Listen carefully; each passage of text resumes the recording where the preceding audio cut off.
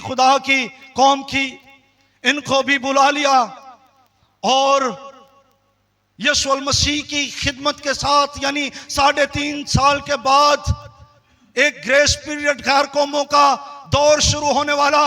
और जैसे ही गैर कौमों का दौर खत्म होगा तो फिर ये दो गवाह यानी एलिया और मूसा, इनके साथ 70वां हफ्ता कंप्लीट होगा। तो ये 70वें हफ्ते की एक कैबिनेट बैठ गई और ये पहाड़ पर, सूरज की तब्दीली के पहाड़ पर एक कॉन्फ्रेंस होना शुरू हो गई और वहां पर ये इकट्ठे हुए। और खुदा ने मुझ पर जाहिर किया कि मैं वहां पर कॉन्फ्रेंस कर रहा था, इनको बता रहा था कि 3.5 साल की खिदमत के बाद ये क्या करेंगे, ये मुझे मार डालेंगे, लेकिन मैं एक बड़ी फतह के साथ तीसरे दिन मौत और कब्र के बंधनों को तोड़ूंगा और मैं जी उठूंगा। और फिर इसके बाद जब तुम्हारी खिदमत शुरू होगी और जब वो जमीनी बशरी खिदमत के अंदर था, मूसा को यह तजर्बा हुआ। आज वक्त आपका है। आप भी कहीं पर थक जाते हैं, आप भी कहीं पर मायूस हो जाते हैं, आप भी कहीं पर हार जाते हैं, आप भी कहीं पर शिकस्ता हो जाते हैं। उस वक्त इस तख्त के पास तो आए, आपकी बाबत यह कलाम कि वो अपने फरिश्तों को मुकर्रर करेगा कि तेरी सब राहों में तेरी निगहबानी करें, तेरे सब राहों में तेरी हिफाजत करें। वो अपने फरिश्ते को आपके चुगिर्द खामोशन कर देता है, वो अपने फरिश्तों को खामोशन कर देता है। खुदा यीशु मसीह के खूबसूरत जलाली बाबरकत फातिम मुक़द्दस नाम में आप सबको सलाम। आज की सुबह खुदाम के लोगों में खड़ा होना और खुदा के कलाम की खिदमत करना यकीनन ये मेरे लिए बड़े एजाज़ की बात है। सुआएं खुदा के मुक़द्दस कलाम में से सलातीन की किताब उसका 19 बाब और उसके 19 बाब की पहली आयत से 9वीं आयत तक खुदा के मुक़द्दस कलाम में से पढ़ेंगे।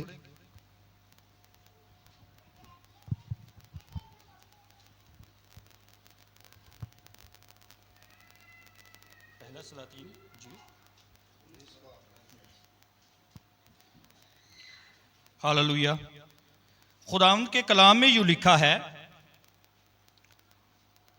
और अखीयब ने सब कुछ जो एलिया ने किया था और यह भी कि उसने सब नबियों को तलवार से कत्ल कर दिया, एजिबल को बताया।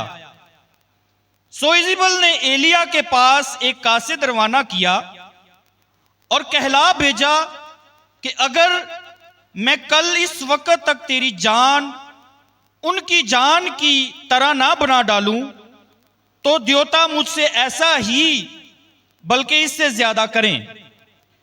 जब उसने ये देखा तो उठकर अपनी जान बचाने को भागा और बैरे सबा में जो यहूदा का है आया और अपने खादम को वहीं छोड़ा और खुद एक दिन की मंजिल दश्त में निकल गया और जाऊ के एक पेड़ के नीचे आकर बैठा और अपने लिए मौत मांगी और कहा, बस है, अब तो ऐ खुदावंद मेरी जान को ले ले, क्योंकि मैं अपने बाप दादा से बेहतर नहीं हूं।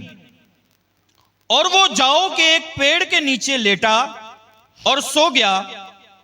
और देखो एक फरिश्ता ने उसे छुआ और उससे कहा, उठ और खा। उसने जो निगाह की तो क्या देखा कि उसके सरहाने अंगारों पर पकी हुई एक रोटी और पानी की एक सुराही दरी है। सो वो खा पी कर फिर लेट गया। और खुदावंद का फरिश्ता दोबारा फिर आया और उसे छुआ और कहा, उठ और खाकर ये सफर तेरे लिए बहुत बड़ा है।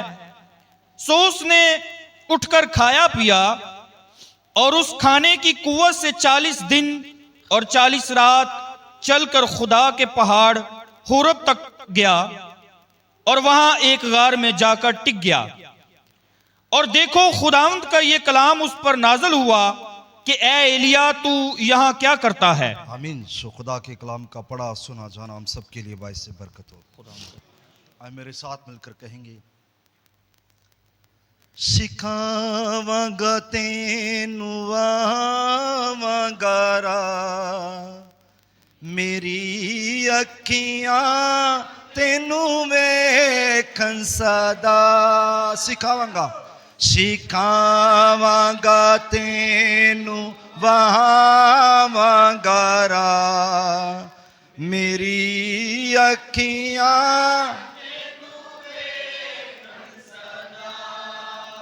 आसमानी बाप, हम तेरे हजूर आए हैं कि तू हमें सिखाए और जिस राह पर तूने हमें लेकर जाना है हमें बताए। और जिस तरह तेरा कलाम फरमाता है एक बाप से कि तू अपने बेटे को छड़ी मारने पर दरेग ना कर, इस तरह जिस राह पर तू उसे ले जाएगा वो बूढ़ा होकर बिना मुड़ेगा। फजल दे के तेरे कलाम की छड़ी से हम भी उसी राह पर चलें जिससे फिर कभी ना मुड़े खुदा, और वो सीधा हमें तेरे हजूर खुदावंद फिरदौस में ले जाए। खुदा, अपने कलाम से हमारी रहनुमाई कर और बख्श दे के तेरा कलाम हम सबको जिंदगी अता करे, मसीह यीशु के नाम से आमीन। तशरीफ रखें।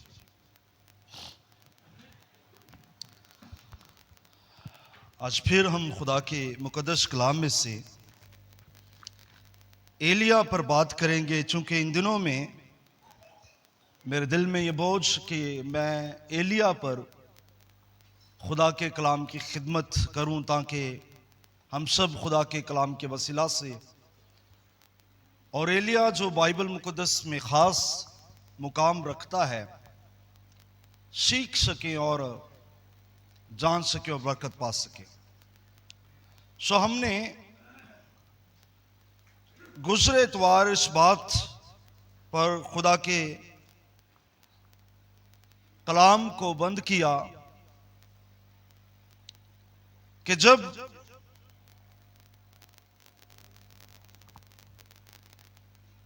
एलिया ने बाल के 450 नबियों को कसून के नाला पर क्या किया जी? कत्ल किया। और बाद में वह आसमान जो बंद किया गया दुआ के जरिया से खोला गया। और फिर अखयब से कहता है कि तू क्या कर, पहाड़ से नीचे उतरा, क्योंकि बड़ी जोर की क्या है? बारिश है, कसरत की बारिश है, उसकी आवाज है। और लिखा है कि एलिया वहां से क्या हुआ, तो अखिया वहां से अपनी बग्गी पर उतर आया।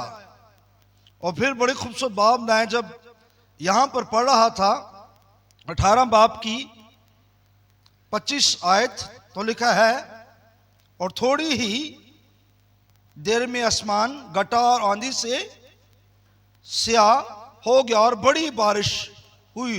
और अखयब सवार होकर यजरियल को चला और खुदा का हाथ एलिया पर था। यहां पर लिखा है खुदा का हाथ एलिया पर था।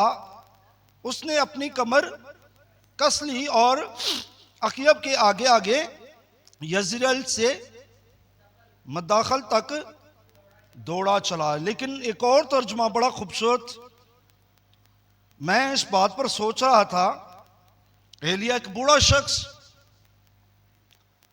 और एक बूढ़ा शख्स एक पहाड़ के अतराव से दौड़ता हुआ किस तरह उतर सकता है? क्योंकि मेरा ये पर्सनली तजर्बा पहाड़ों के ऊपर, चूंकि मैं आज़ाद कश्मीर मीरपुर में 2 साल रहा, और फिर अक्सर हम किसी न किसी शहर के अंदर ऐसी जगहों पर, ऐसे मकामात पर जहाँ पर वादियाँ हैं, जाते हैं कि पहाड़ पर चढ़ना तो इतना मुश्किल नहीं जितना उतरना मुश्किल है। वो भी दौड़ लगाकर, आराम से तो बंदा उतर सकता है, लेकिन जब दौड़ लगाकर उतरेगा तो अपना तवाज़न बरकरार नहीं रख सकता।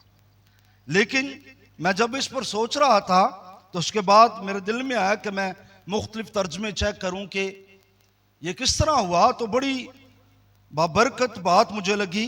एक तर्जमा कहता है, लिखा है, उसी रोज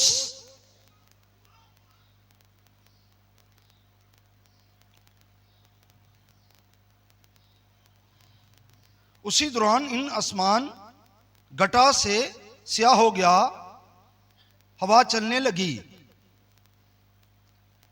मूसलाधार बारिश शुरू हो गई। अखयब अपने रथ पर सवार होकर यजरियल को चला और खुदावंद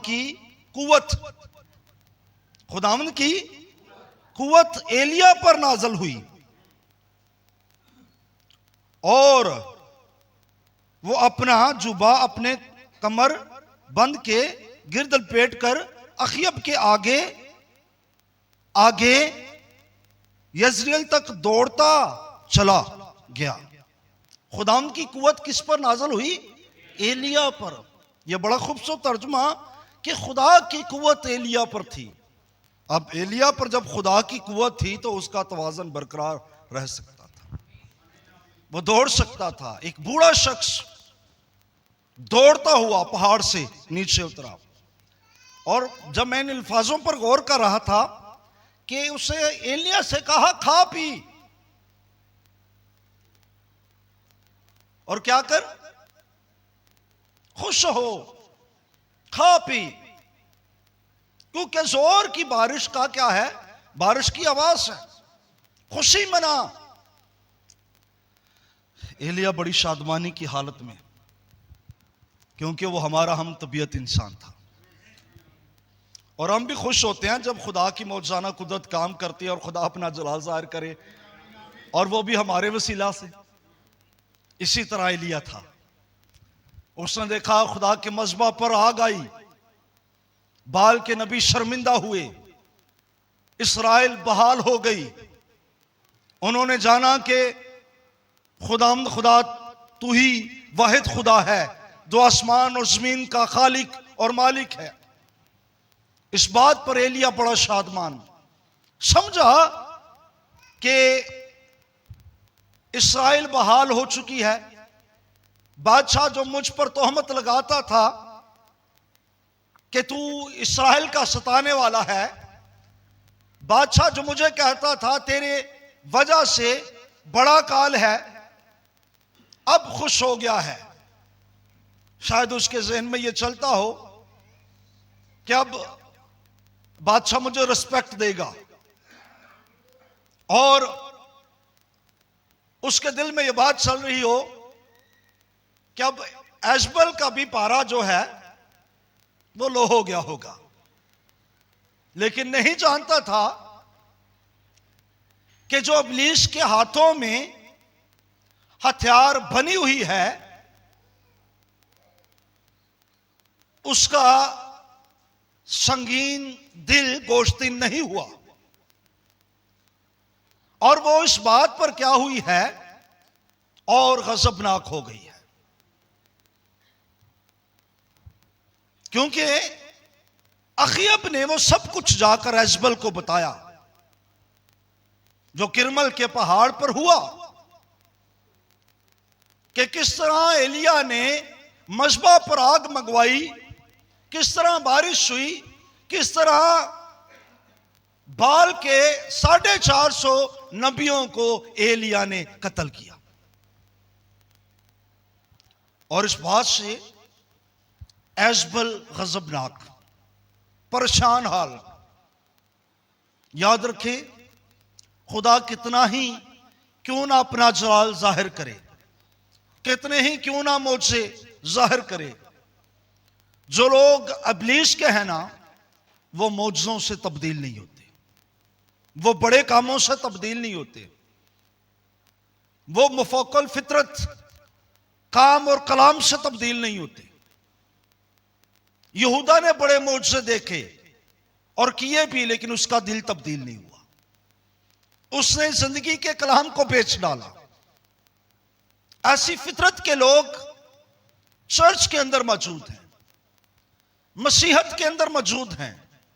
लेकिन मैं आज आपसे कहूंगा, हमें इस बात को सीखना और जानना है। बार हमारी जिंदगी के अंदर भी ऐसा होता है कि जब हम खुदा के कलाम की शादमानी में कुछ अजीब देखकर या कुछ अजीब जो हमारे वसीला से खुदा काम करता है, बड़ी शादमानी की हालत में होते हैं। और जब शादमानी की हालत में होते हैं, उसी वक्त इब्लीस किसी ना किसी को ले लेता है और हमारी मुखालफत में खड़ा कर देता है। और यहां पर ऐसे ही हुआ। और हमने पढ़ा भी कि एजबल ने जब यह सुना तो फिर उसने कसम खाई। कसम क्या खाई? लिखा है, सो एजबल ने एलिया के पास एक कासद रवाना किया और कहला भेजा के, अगर मैं कल इसी वक्त तक तेरी जान उन जानों की तरह ना बना डालूं तो देवता मुझसे ऐसा ही बल्कि इससे भी ज्यादा करे। किन जानों की मानंद? किन जानों की मानंद? जो कत्ल हुई है। उन नबियों की मानंद, अगर मैं तेरी जान को भी कल इस वक्त तक ऐसा ना करूं तो देवता मुझसे ऐसा ही करे बल्कि इससे ज्यादा करे। कसम खा चुकी है। और जब वो एलिया ने यह देखा कि एजबल ने यह ठान लिया है, अब सोचे, जब यह मस्सा के अंदर है तो 450 नबियों से नहीं डर रहा, बाल के। और जैसा ही मैं कह सकता हूं कि वो मस्सा का बहाव उसके ऊपर से कम हुआ, तो यही एलिया जो हमारा हम तबीयत था ना, बुज़दिल हो गया और एक औरत एजबल से डरने लगा। एक औरत एजबल से डरा और डर के वहां से भागा। बारहा हमारी जिंदगी के अंदर भी ऐसा होता है। बड़े बड़े मौजे होते हैं, बड़े बड़े मौजे होते हैं, लेकिन जब एजबल जिस तरह एलिया के सामने मुसीबत बनकर खड़ी हो गई, हमारे सामने भी जब मुसीबतें खड़ी हो जाती हैं हम भी घबरा जाते हैं। और ये शख्स भी घबराया और वहां से ये चल दिया है। और लिखा, जब उसने ये देखा तो उठकर अपनी जान बचाने को भागा और बैरे सबा में जो यहूदा का है आया। ये कौन सी सल्तनत में था?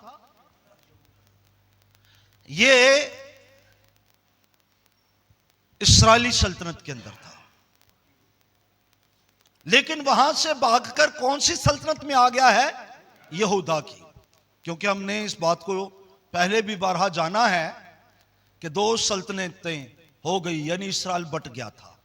2 कबीलों की सल्तनत यहूदा की सल्तनत और 10 कबीलों की सल्तनत इस्राएल की सल्तनत। अब ये कहां से आया है? इस्राएल से। और कौन सी जगह से? यजरियल से। भागता हुआ कहां पर आ गया है? बैरे सबा में, यानी यहूदा का, जो यहूदा का है आया। और लिखा वो और अपने खादम को वहां छोड़ा। कौन से खादम को? जिसको उसने कहा कि जा और देख, जा और देख। किसको? कि समंदर में से कोई बादल है कि नहीं। ये वही है। और मैं सोच रहा था कि हो सकता है ये सारपत से आया हो इसके साथ, यहां ये इसका पहले ही शागिर्द हो, क्योंकि कुरैत के नाला पर या सारपत की बेवा के घर में यह शख्स इसके साथ नहीं था। लेकिन जब आग से मजबा बहाल हुआ ना, इसराइल बहाल हुई, तब इसके साथ ये बाद में नजर आता है। इसे यहां पर छोड़ता है और लिखा है, खुद एक दिन की मंजिल दश्त में निकल गया और जौ के एक पेड़ के नीचे आकर बैठा और अपने लिए मौत मांगी। क्या मांगी? मौत मांगी और कहा बस है, यानी जो कुछ हो गया, थका हारा हुआ, बस है, अब तू ऐ खुदावंद मेरी जान को ले, क्योंकि मैं अपने बाप दादा से बेहतर नहीं हूं। अब यह थका हारा हुआ शख्स, परेशान हाल कहां पर आ गया है? और दश्त में निकल गया और जौ के एक पेड़ के नीचे। ब्रदर ब्रहण इस पर बड़ी खूबसूरत बात करते हैं, जौ के पेड़ के नीचे। ब्रदर ब्रहण कहते हैं, आप भी जब एलिया की मानंद थके हुए हों तो आपको भी किसी जौ के दरख्त की जरूरत है। ब्रदर कहते हैं सनोबर के दरख्त की जरूरत। और मैं जब इसे देख रहा था, मैंने लुगत में इसे चेक किया कि ये जौ का जो दरख्त है, इसका मतलब क्या है, ये कैसा दरख्त है? तो याद रखें, ये दरख्त अक्सर दरियाओं के पास होते हैं और इस दरख्त में से अक्सर टोकरियां बनाने के लिए टहनी यूज किया करते थे लोग। और जो कहूंगा, यह जौ का दरख्त बाइबल मुकद्दस में आप कह सकते हैं कि आपको पुराने अहदनामा के अंदर ही यह नजर आता है। और जब हम इसको देखते हैं तो गालबन 6-7 रेफरेंस जिसे हम देखते हैं पैदाइश की किताब, खरूज की किताब में, और फिर सैमुअल सलातीन की किताब के अंदर, फिर हम इसे अयूब और ज़बूर की किताब के अंदर और यसाया की किताब के अंदर देख सकते हैं कि इन किताबों के अंदर इस दरख्त का जिक्र मिलता है। और ब्रदर ब्रहण कहते हैं, कोई भी थका हुआ शख्स जो है उसके पास एक सनोबर का दरख्त यानी जौ का दरख्त होना चाहिए, जहां पर वो आकर के अपने दुख से, अपनी परेशानी से आजाद हो कर एक सुकून की नींद सो सके, जहां पर फरिश्ते उसके लिए रोटी ला सके, जहां पर फरिश्ते उसे थपकी देकर सुला सके। ब्रदर ब्रहण कहते हैं, हमारे पास ऐसा दरख्त होना चाहिए। और मैं जब इसे पढ़ रहा था तो याद रखें, ये कोई आम दरख्त नहीं है, ये खास दरख्त है। क्योंकि जब बाइबल मुकद्दस में इसका जिक्र पढ़ते हैं तो आपको सबसे पहले जब इसका जिक्र मिलता है तो ये पैदाइश 21-33 में आप इसे देख सकते हैं। यहां पर लिखा है, तब इब्राहिम ने बैर सबा में जौ का एक दरख्त लगाया और वहां उसने खुदाम से जो अब्दी खुदा है दुआ की। क्या की? किसने दरख्त लगाया? इब्राहिम ने। इब्राहिम इस दरख्त के नीचे क्या करता है? दुआ करता है। ईमानदारों का बाप इस दरख्त के नीचे दुआ करता है। और फिर खरूज में लिखा है, और जब उसे खरूज 2:3 में लिखा है, 2 बाब की 3री आयत में, और जब उसे और ज्यादा छुपा ना सके, किसे? मूसा को, तो उसने सरकंडे का एक टोकरा लिया और उस पर चिकनी मट्टी और राल लगाकर लड़के को उसमें रखा और उसे दरिया के किनारे जौ में छोड़ा। अब मूसा को कहां छोड़ा गया है? जाओ में, यानी दरिया के पार जहां पर ये दरख्त थे वहां पर उसको छोड़ आए। और फिर फिरौन की बेटी को भी ये बच्चा मूसा वहां पर ही मिला। और फिर मैं जब पढ़ रहा था तो आप सोच सकते हैं कि ये कैसा जबरदस्त दरख्त, बड़े बड़े नबी जो है इस दरख्त के जरे साया आपको नजर आ रहे हैं।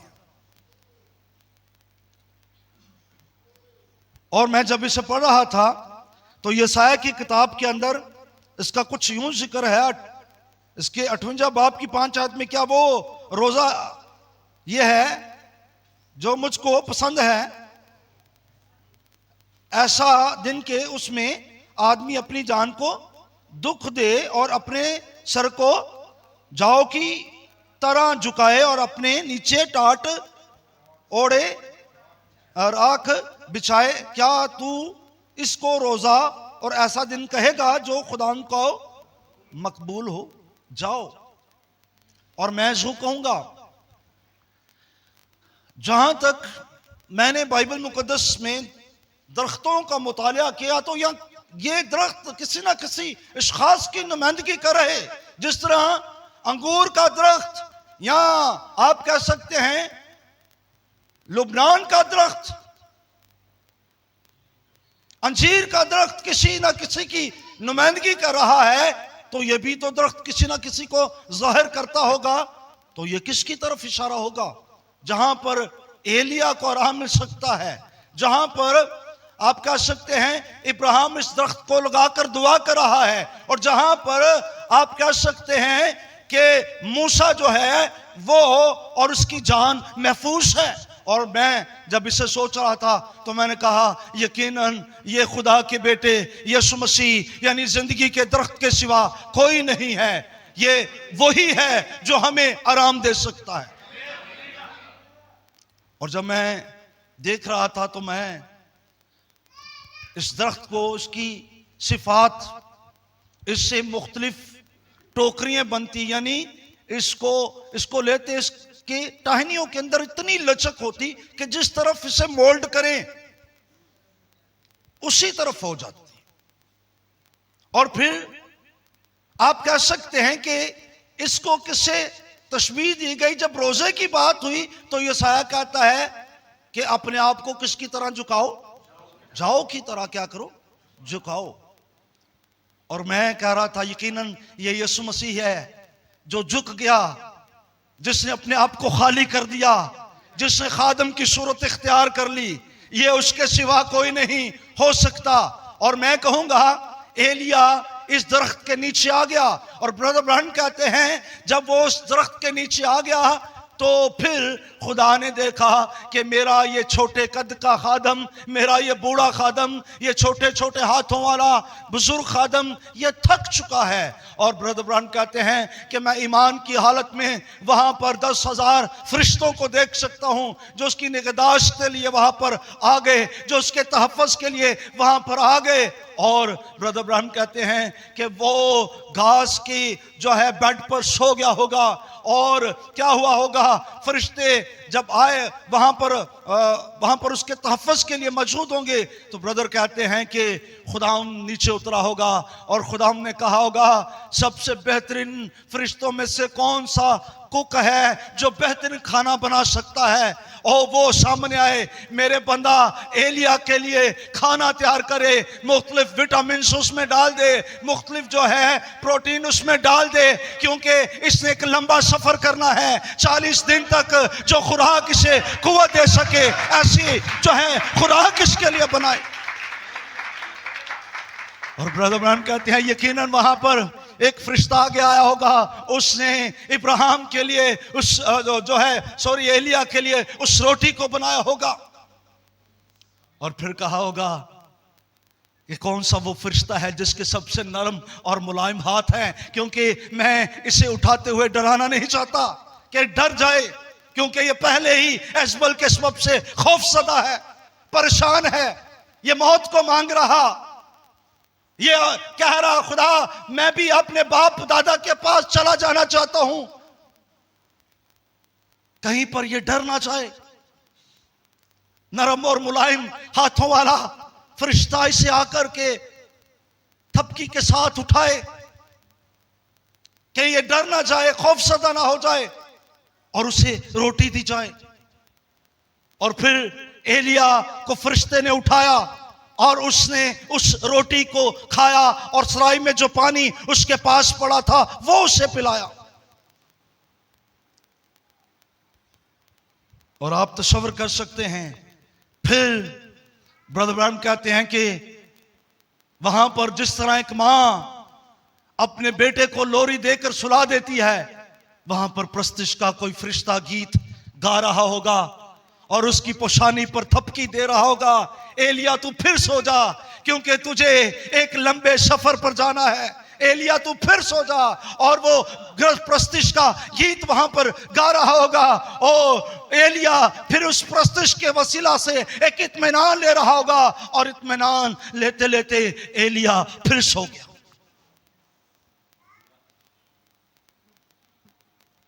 इसे दो बार रोटी के लिए उठाया गया, दूसरी बार फिर इसे उठाकर जब रोटी खिलाई गई तो मैं इस पर सोचना शुरू हो गया। मैंने कहा खुदावंद ये रोटी क्या है और दो बार ही क्यों, एक ही रात में? और खुदा ने मेरे दिल के साथ कलाम किया, ये रोटी कोई और नहीं, ये यीशु मसीह है, ये कलाम है। और आप सभी जानते हैं जदौन की खामों में, जदौन के वक्त में जो खामों पर रोटी गिरी थी वो रोटी कोई और नहीं यीशु मसीह था। नए अहदनामा में जिंदगी की रोटी यीशु मसीह ने कहा मैं हूं, और ये रोटी उसको जाहिर करती है। और खुदा ने मेरे साथ कलाम किया, एलिया चूंकि सिर्फ इस्राएल का ही नहीं नबी, ये गैर कौमों का नबी है, यानी इस्राएलियों का भी। और अब ये रोटी जो इसे दी गई है, ये कलाम इसके पास इस्राएल के लिए भी है और गैर कौम के लिए भी है। ये न फकत इस्राएलियों का नबी बल्कि सारपत की बेवा के पास भी जाता है, उसके लिए भी बरकत का बायस बनता है। और आगे चलकर ना इसने इस्राएल के बादशाह को इसे मसा करने के लिए कहा गया, बल्कि अराम के बादशाह को भी इसी ने मसा करने के लिए खुदा ने इसे कहा, और फिर यशवा को भी। और मैं यहां पर सादे अल्फाजों में कहूंगा, जहां तक मेरी समझ है, ये यकीनन ये वही रोटी है। और अब एलिया यहां पर सो गया और फिर जब उठा तो आप अंदाजा लगा सकते हैं कैसी रोटी, कि 40 दिन तक इस रोटी की ताकत से ये कहां पर जाता है, ये खुदा के पहाड़ खूरब तक जाता है। कहां पर जाता है? खुदा के पहाड़ खूरब तक जाता है ये। और जब ये खूरब तक जाता है तो आप अंदाजा लगा सकते हैं कि इस पहाड़ पर पहले भी कोई गया, और वो मर्दे खुदा मूसा गया, और मूसा 40 दिन वहां पर रहा, और इसके लिए भी कोई जिक्र नहीं कि रोटी और पानी से वहां पर मिला। क्यों जी? इसके लिए कोई जिक्र है कि रोटी और पानी से मिला? और इसने वहां पर शरीयत को लिया। शरीयत को लेने से पहले आप कह सकते हैं इसी खूरब पर मूसा को झाड़ी में खुदावंद दिखाई दिया, और उसमें से बोला भी, कलाम भी खुदा ने किया कि मैं उतरा हूं, मैंने इस्राएलियों का रोना और चिल्लाना जो बगार लेने वालों के सबब से है सुना है। ये वही पहाड़ जिस पर आप कह सकते हैं, जिस पहाड़ के पास जाने के लिए बनी इस्राएल को 3 दिन तक तैयारी करनी पड़ी। कितने दिन तक? और इन्होंने क्या किया, इन्होंने अपने जेवर उतार लिए। हाँ, जब ये पहाड़ पर गया, पहाड़ के करीब जाने वाले थे बनी इस्राएल, तो इन्होंने अपने आप को क्या किया, पाक किया और अपने सारे जेवर को क्या कर दिया, उतार दिया। क्योंकि पाक साढ़े अंदर फखर बड़ा आ जाता है, और फखर अहद के संदूक को हाथ लगाने के, और वो पहाड़ में कोई हाथ लांदा ना, कोई जानवर भी तो जल जाना से, क्योंकि खुदा काली घटा पर उस पर उतरा था। अब आप सोच सकते हैं इस पहाड़ पर जाने के लिए इस्राएल को कितने दिन, 3 दिन तैयारी करनी पड़ी। ये वही पहाड़ था जहां पर खुदा एलिया को लेकर गया। इसी पहाड़ पर खुदा ने इन्हें शरीयत दी, इनके साथ अहद बांधा, जिसे आप पुराना अहद कहते हैं। इसी पहाड़ से मूसा शरीयत लेकर उतरा, और 40 दिन तक मूसा ने भी नहीं कुछ खाया पिया, और अब आप कह सकते हैं कि 40 दिन तक इसने भी नहीं कुछ खाया पिया। पहले इसकी तैयारी, और कैसी खूबसूरत तैयारी, प्रेज हालेलुया। फरिश्ते आ गए हैं, फरिश्ते आ गए। क्या मैं यहां पर कह सकता हूं, कहीं पर आप अपने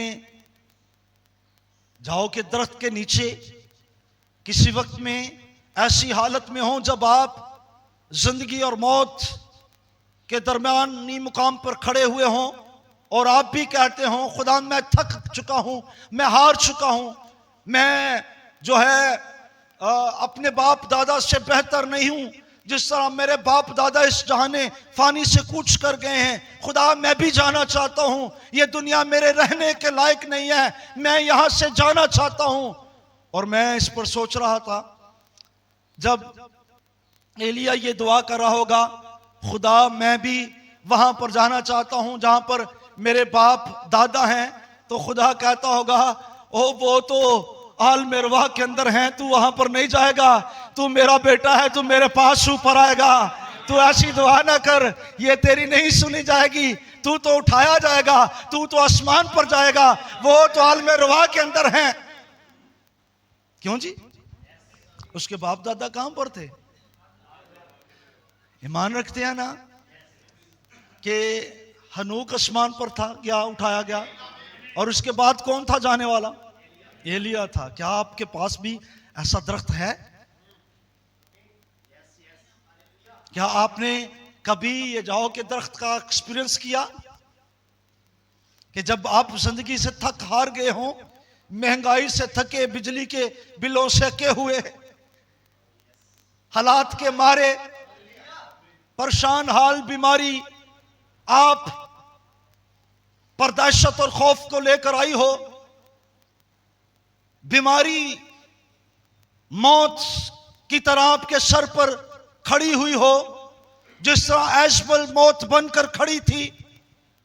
क्या उस वक्त आपके पास भी ये दरख्त मौजूद जहां पर आप इत्मीनान पा सकते, और जहां पर आप सो जाते एक ऐसी कैफियत के अंदर, और जब उठते तो आप बड़े ताजा दम, जाने उस वक्त कोई और नहीं होगा, शायद फरिश्ते आपको थपकी दे रहे हों, आपको रिलैक्स कर रहे हों।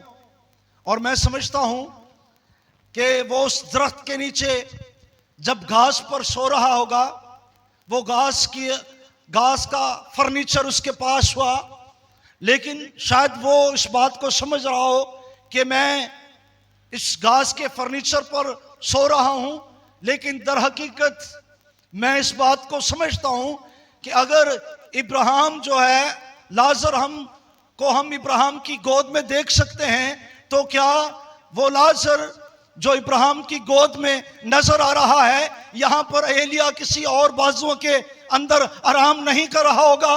यहां पर एलिया किसी और बाजुओं के दरमियान उसकी गोद में नहीं होगा और वो हमारा खुदावंद नहीं होगा जहां पर इससे इत्मीनान मिल रहा होगा, क्योंकि लिखा है अब बोझ के दबे थके मांदो मेरे पास हो, मैं तुम्हें आराम दूंगा। क्या ये खुदावंद का आराम नहीं ले रहा होगा? अब एलिया यहां पर मौजूद, और यहां से कहां पर जा रहा है अब 40 दिन? होरेब के पहाड़ पर। और जब होरेब के पहाड़ पर जा गया तो वहां पर एक गार के अंदर लेट गया, छुप गया। और जब गार के अंदर छुप गया तो लिखा है वहां एक गार में जाकर टिक गया। और देखो खुदा का ये कलाम उस पर नाजल हुआ कि ए एलिया तू यहां क्या करता है? सवाल किया खुदा ने, ए एलिया। अच्छा, खुदा को नहीं पता ये क्या कर रहा है यहां पर? अच्छा, खुदा को सब कुछ पता होता है, लेकिन तो भी खुदा हमारे मुंह से सुनना चाहता है। बहुत सी बातें हमारे मुंह से, हम बाहर ना अपने बच्चों की तोतली तोतली बातें सुनने के लिए ना उनसे कहते हैं हाँ जरा ए गाल दस, हमें खुशी होती है। अच्छा, खुदा भी एलिया से सुनकर कुछ, मैं से सोच रहा था, क्योंकि खुदा को तो पता था एलिया यहां पर क्या कर रहा है। और एलिया ने क्या कहा? उसने कहा खुदावंदशकों के खुदा के लिए मुझे बड़ी गैरत आई, क्योंकि बनी इस्राएल ने तेरे अहद को तरक किया और तेरे मजहबों को ढा दिया। बनी इस्राएल ने क्या किया? तेरे अहद को क्या किया? कौन सा है जो तूने होरेब पर मूसा के जरिए से बांधा था? उस अहद को इन्होंने क्या किया? तरक कर दिया है। अच्छा, कैसी बात है, होरेब के पहाड़ पर जहां पर अहद बांधा गया वहां पर आके बताता है मैं अंजलि इसलिए आया जी कि बनी इस्राएल ने तेरे अहद को क्या कर दिया है? उन्होंने तेरे मजहबों को क्या कर दिया है? ढा दिया है, और तेरे नबियों को तलवार से कत्ल किया और एक मैं ही अकेला बचा हूं। सो वो मेरी जान लेने के दर पर हैं, इसलिए मैं यहां पर हूं, क्योंकि मैं पनाह के लिए तेरे पास भाग आया हूं। ज़बूर नवीस क्या कहता है कि मैं पनाह के लिए तेरे पास भाग आया हूं। क्यों भाग आया हूं? क्योंकि तू ही मेरा कला है, तू ही मेरे छुपने की जगह है, तू ही मेरी मजबूत चट्टान है, तू ही मेरी जान का लंगर है, इसलिए मैं पनाह के लिए तेरे पास भाग आया हूं। यकीनन एलिया के पास मर्द खुदा दाऊद का कोई सबूर होगा। क्यों जी? क्योंकि ये दाऊद के बाद इस जमीन पर बरपा हुआ। इसे पता था खुदा के पनाह की जगह। अब जब ये हुआ, उसने कहा मैं ही अकेला बचाऊं, तो लिखा है उसने कहा बाहर निकल और पहाड़ पर खुदाम के हजूर खड़ा हो और देख खुदाम गुजरा। अब वो कहां पर है? चट्टान के अंदर है, और खुदा उससे क्या करना चाहता है? चट्टान से बाहर लाना चाहता है कि उससे बोले। मैं इस पर जब गौर कर रहा था, मैंने कहा खुदाम एक वक्त था तूने इब्राहिम को से खामा से बाहर ला लिया। कब? जब इब्राहिम सदूम और अमूरा के लोगों को छुड़ा कर वापस लाया। उसके बाद जब सदूम का बादशाह इसे मिला और उसे कहने लगा कि आदमी मुझे दे दे और मालूम मता तू ले ले, उसने कहा खुदा न करे तेरे हाथ से जूती का एक तस्मा भी लूं कि कहीं पर तू कहे कि मैंने इब्राहिम को दौलतमंद बना दिया है। और फिर इब्राहिम वहां से चल दिया और अपने खामा में चला गया, और खुदा ने कहा इब्राहिम मैं तेरा बड़ा अजर हूं। उसने कहा तूने मुझे दिया ही क्या है? हाँ, तूने मुझे, मेरा नौकर अलीअज़र मेरा खानाजात वही मेरा वारिस होगा। खुदा ने कहा जरा बाहर तो निकल, हाँ, और आसमान के सितारों को गिन, अगर गिन सकता है। अरे किधरे न किधरे बढ़ के बैठे होने हैं। खुदा अहद को बांधने के लिए, खुदा कुछ करने के लिए हमें कहता बाहर तो निकल पाई। तो खुदा इसे क्या करना चाहता है, बाहर निकालना चाहता है। और खुदा ने क्या किया, देखा, उसने कहा बाहर निकल। इसलिए मैं भी जरूर आपसे कहूंगा, अगर खुदा के अहद पर चलना है ना, और जितने भी इस नेट के जरिया से इस पैगाम को सुने, तो मैं भी कहूंगा, याद रखें, एक वक्त में खुदा ने एलिया से कहा बाहर निकल, लेकिन दूसरे वक्त में खुदा ने एलिया ही की आवाज में कहा इनमें से निकल कर बाहर निकलो।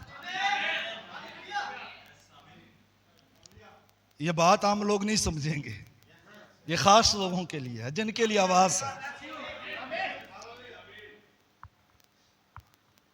हाँ जी, उसने कहा बाहर निकल और पहाड़ पर खुदावन के हजूर खड़ा हो, और देख खुदावन गुजरा और एक बड़ी तुंद आंधी ने खुदावन के आगे पहाड़ों को चीर डाला और चट्टानों को टुकड़े कर दिया, पर खुदावन आंधी में नहीं था। अब ये तो बस क्या है, एक ट्रेलर है। किस लिए? एलिया को बाहर बुलाने के लिए। अब बाहर आ जा। और बड़ी खूबसूरत बात, और आंधी के बाद जल्जला आया, पर खुदाम जल्जला में नहीं था। और जल्जला के बाद आग आई, पर खुदाम आग में भी नहीं था। और आग के बाद एक दबी हुई हल्की सी आवाज आई। प्रेस तसव्वुर करे, जब खुरब के पहाड़ पर किरना की आवाज के साथ वो गरजा, वो किरना की आवाज के साथ, तो लोगों ने कहा नहीं नहीं नहीं नहीं, ऐसी आवाज हमें नहीं चाहिए, कहीं पर हम सुनकर मर ना जाएं। मूसा तू ही हमसे बातें किया कर, खुदा ना हमसे बातें किया करे। इसी खुरब पर आज से कई सौ साल पहले, यानी जब एलिया वहां पर है, इससे कई सौ साल पहले जब बियाबानी सफर में इसराइल के साथ खुदा ने बात की, तो लोग इस आवाज को, इस गर्ज को सुनकर डर गए। लेकिन यहां पर धीमी सी हल्की सी आवाज है। क्यों खुदा धीमी और हल्की आवाज में बोला? खुदा को पता था कि अजबल की आवाज सुन के डरिया पिया है, मैं एक मीठी आवाज के साथ बात करूं इससे। हल्की सी धीमी सी आवाज के साथ खुदा ने एलिया से बात की। और जब खुदा ने बात की, तो फिर खुदा ने उससे यही सवाल किया। उसको सुनकर एलिया अपना मुंह अपनी चादर से लपेट लिया और बाहर निकलकर उस गार के मुंह पर खड़ा हुआ। और देखो, उसे ये आवाज आई कि अब खुदा का कलाम इस पर नाजल नहीं हुआ। पहले हमने देखा कि खुदा का कलाम उस पर क्या हुआ, नामी आयत में हमने देखा खुदा का कलाम उस पर नाजल हुआ, लेकिन अब नाजल नहीं हुआ। अब तो आवाज आ गई है, क्योंकि अब खुदा आ गया है। पहले तो आसमान से कलाम नाजल हो रहा है, तो अब कलाम आसमान से नाजल नहीं हो रहा, अब तो खुदा वहां पर आ गया है इससे मुलाकात करने के लिए, इससे बातचीत करने के लिए। और मैं समझता हूं आप अंदाजा लगा सकते हैं कितना खूबसूरत ये शख्स होगा। जब खुदा को हम देखें तो खुदा हर किसी के साथ जो है बात नहीं करता, हर किसी के सामने नहीं आता। अदन के अंदर भी खुदा आदम को आवाज के जरिया से मुलाकात उससे करता था। यहां पर भी खुदा ने आवाज के जरिया से उससे क्या की, मुलाकात की। मूसा से आवाज के जरिया इसी खुरब की चट्टान पर इसी पहाड़ पर खुदा ने आग के बीच में से होकर मूसा से बात की और इसी खुरब पर अब एलिया से बात करता है और सवाल करता है। क्यों जी? एलिया ने क्या कर लिया? फौरन से अपना मुंह क्या किया? चादर से क्या कर लिया जी? लपेट लिया।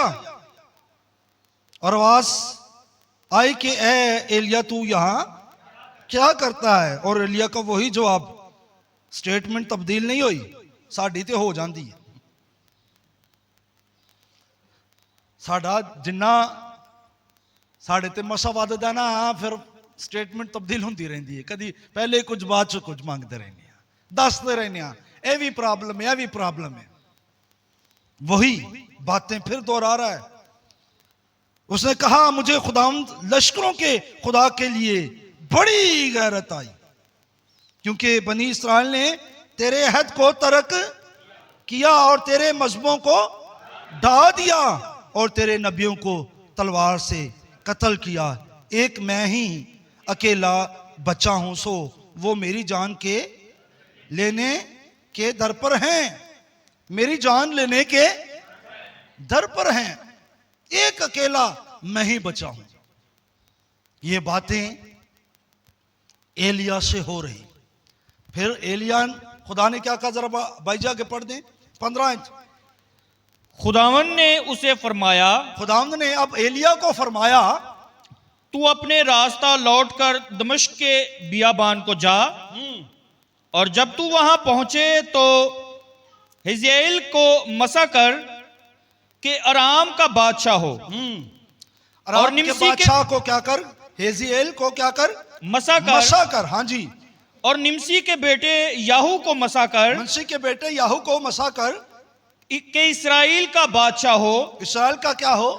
बादशाह हो। हाँ जी। और अबेल महुला के अलीशा बिन साफत को मसा कर के तेरी जगह नबी हो, तेरी जगह क्या हो? नबी हो। हाँ जी। और ऐसा होगा कि जो हिजेल की तलवार से बच जाएगा उसे याहू कत्ल करेगा, और जो याहू की तलवार से बच रहेगा उसे अलीशा कत्ल कर डालेगा। तो भी मैं इसराइल में 7,000 अपने लिए रख छोड़ूंगा, यानी वो सब घुटने जो बाल के आगे नहीं झुके और हर एक मुंह में जिसने उसे नहीं चूमा। अब यहां पर तवज्जो करें, एलिया ने कहा उन्होंने मुझे गैरत आई है क्योंकि उन्होंने तेरे मजहबों को ढा दिया है और तेरे नबियों को क्या कर दिया है? कत्ल कर दिया है। किन्ने ने?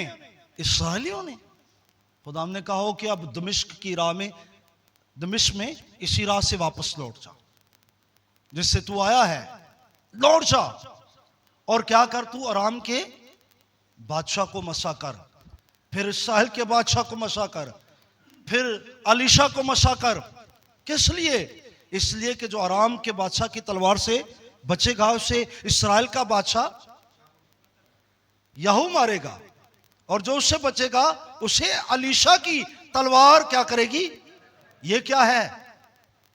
यह अदालत है। किन की? जिन्होंने बाल की प्रस्तिश की है, जिन्होंने मेरे मजहबों को ढा दिया है। अब उनके साथ मैं ये करूंगा। और आगे चलकर पढ़ ले, ऐसा हुआ है, ऐसे हुआ है। आगे चलकर हम इन बातों को ले गए, क्योंकि अभी हम एलिया पर, अलीशा पर बात करेंगे। और क्या होगा? जो आराम के बादशाह की तलवार से बचेगा उसे याहू मारेगा, उसकी तलवार मारेगी, और जो उससे बचेगा उसे अलीशा की तलवार मारेगी।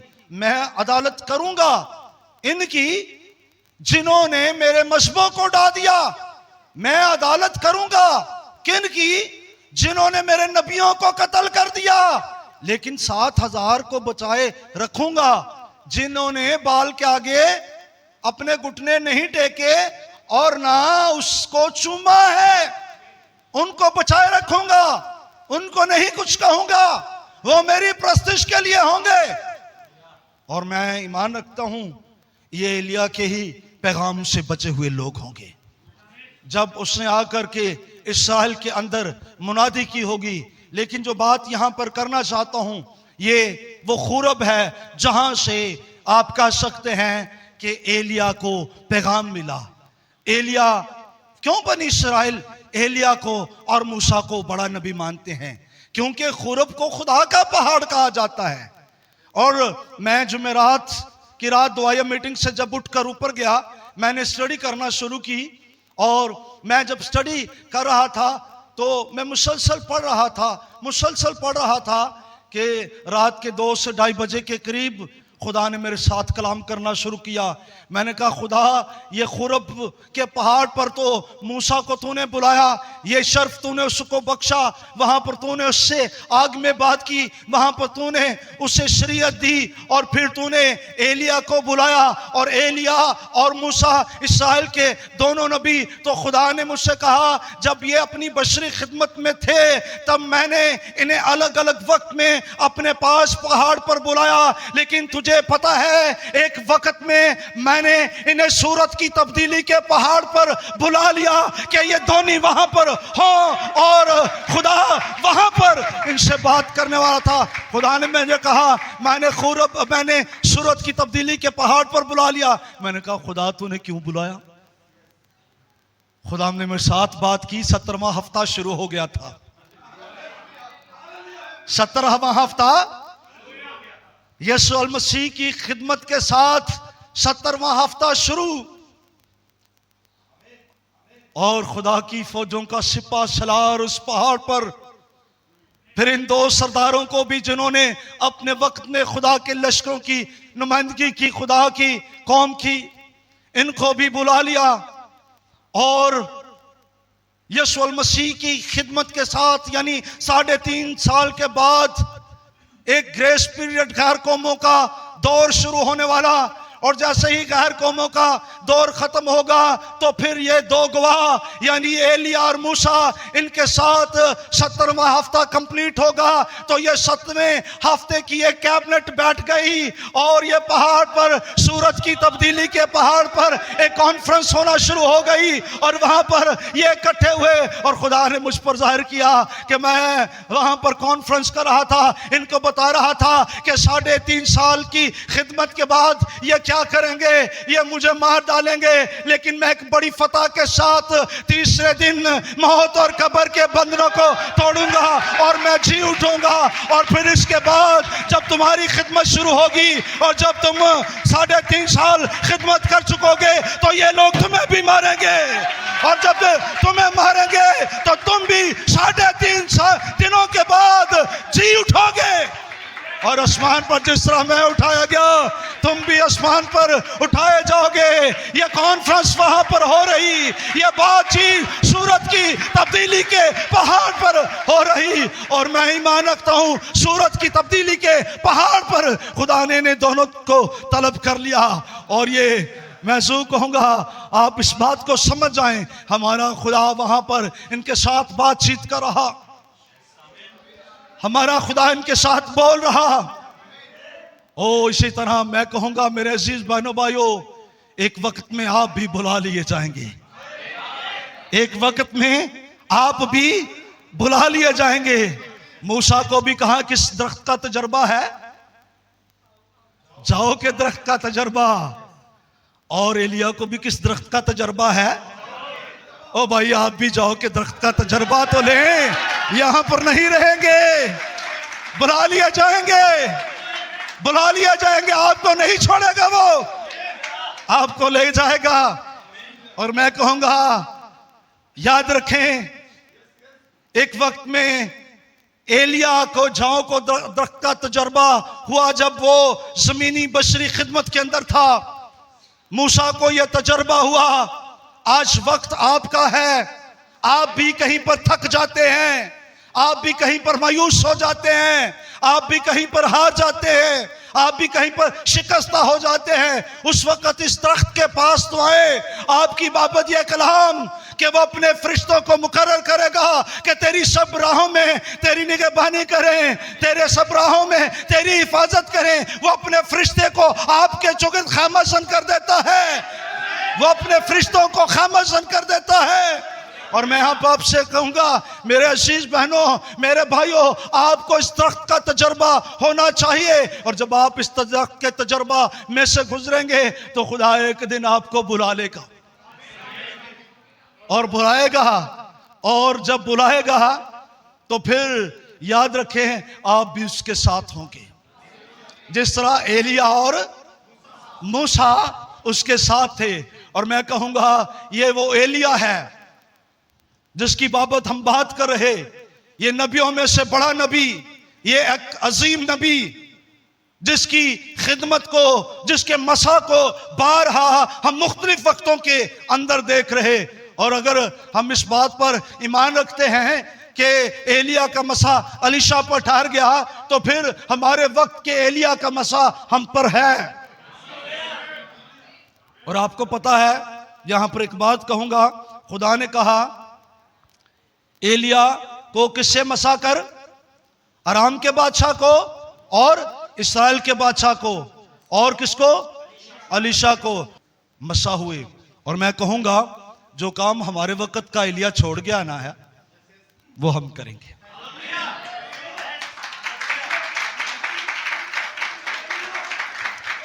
वो हम करेंगे।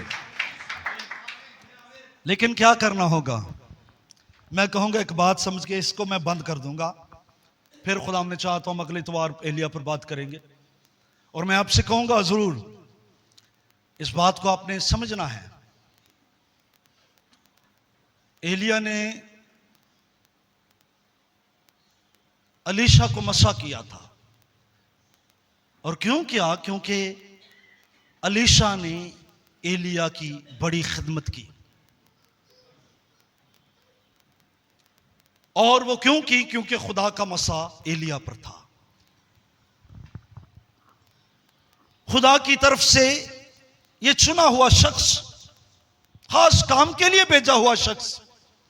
और मैं आज आपसे कहूंगा वो जो चुने हुए हैं और भेजे हुए उनकी खिदमत करना शुरू करें। और जब आप खिदमत की रूह के अंदर होंगे तो खुदा आपको बरकत देगा और बरकत पर बरकत देगा। और हो सकता है कि दुगना मसा भी दे। खुदा आपको बरकत दे।